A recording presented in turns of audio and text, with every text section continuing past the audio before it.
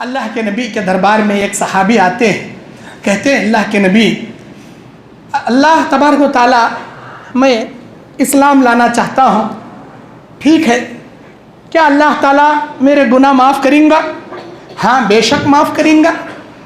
اے اللہ کے نبی، میں نے بہت بڑا گناہ کیا ہے، کیا اللہ میرے گناہ معاف کریں گا؟ ہاں بے شک معاف کریں گا۔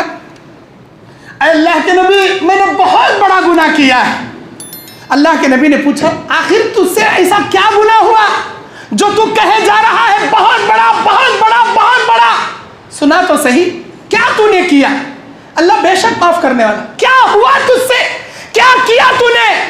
وہ کہتا ہے اے اللہ کے نبی، میری ضد، میری ایک عادت، جب بھی بیٹی پیدا ہوئی کھڈے میں لگ جا، کھڈا کھود کو زندہ گاڑ ڈالنا، بیٹی پیدا ہوئی کھڈا کھودنا زندہ گاڑنا۔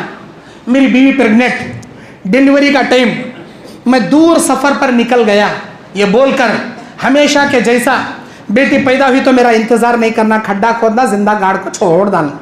چلے گئے، کئی سال کے بعد تجارت سے لوٹا، آ کر پوچھتا ہوں کیا ہوا تھا؟ نہیں جی بیٹی ہوئی تمہارے انتظار نہیں کرے، گاڑ ڈالی، مر گئی۔ اچھا ہوا، چلو میں بیٹھا ہوں، میرے گھر میں خوبصورت سی بچی آ کر میرے گود میں کھیل رہی ہے، اور میں اسے اپنے زانوں پر بٹھا کر میاں کر رہا ہوں، پیار کر رہا ہوں، اس پر اپنی محبت نچھاور کر رہا ہوں۔ جب میری بیوی نے دیکھا باپ بیٹی میں اتنی میاں محبت ہے، تو میں نے کہا میرے شوہر، اس دن میں نے جھوٹ کہا تھا، ہم کو بیٹی ہوئی گاڑ ڈالی، میں جو بولی وہ غلط بولی، مجھے بیٹی ہوئی تھی، صحیح میں بیٹی ہوئی تھی، لیکن میں نے اسے مارا نہیں، میری بہن کے گھر میں چھوڑی تھی پالنے کے لیے۔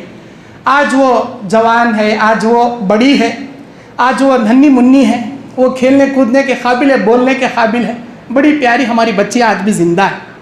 کہاں ہے وہ جو تمہاری گود میں بیٹھی ہے نا، جسے تم اتنی محبت کر رہے، یہی ہماری بچی ہے۔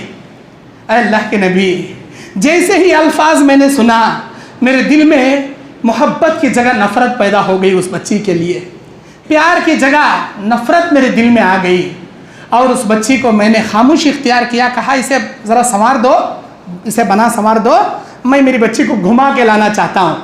میں دوسرے دن جنگل میں لے گیا، کھڈا کھودنے لگا، وہ ابو جان پکارتی تھی، مٹی میرے بدن پر پڑتی تو وہ اپنے ننھے منھے ہاتھوں سے میرے کپڑوں کو جھاڑتی تھی، اور جب کھڈا تیار ہوا تو میری بچی کہتی ابو جان یہ کیوں کر رہے، کیا کر رہے؟ میں نے میرے ان ظالم ہاتھوں سے اس بچی کو پکڑا، کھڈے میں ڈال دیا اور اسے پٹک دیا، اور میرے ان ظالم ہاتھوں سے اس کے منہ پر مٹی مارنے لگا۔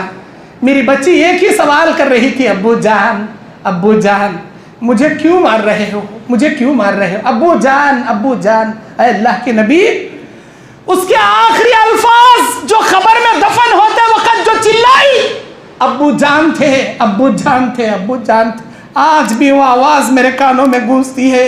اے اللہ کے نبی، میں اتنا کٹھن انسان ہوں، بولتی ہوئی چلتی پھرتی ننھی نونہال بچی کو ان ظالم ہاتھوں سے خبر کے کھڈے میں کود کر، وہ بچی جو میرے کپڑے جھاڑ رہی تھی، ابو جان بول کر پیار محبت نچھاور کر رہی تھی، مار کر میں نے اسے ڈھکیل کر منہ پر مٹی مار دیا۔ میرے بچی بار بار کہہ رہی تھی ابو جان مجھے کیوں مار رہے ہو، کیا میرا قصور ہے ابو جان؟ اس کے مرتے وقت کے آخری جملے بھی ابو جان تھے۔ اے اللہ کے نبی، اب بتائیے کیا اللہ میرا یہ گناہ معاف کریں گا؟ اللہ کے نبی سے وہ صحابی سوال کر رہے، نبی کا چہرہ نیچے ہے، نبی کی آنکھوں سے آنسو جاری ہے، زار و خطار نبی کی آنکھوں سے آنسو ٹپک رہے۔ صحابی ایک بار سوال کرتے ہیں، دو بار سوال کرتے ہیں، تین بار سوال کرتے ہیں، بتائیے اللہ کے نبی کیا اللہ میرا یہ گناہ معاف کریں گا؟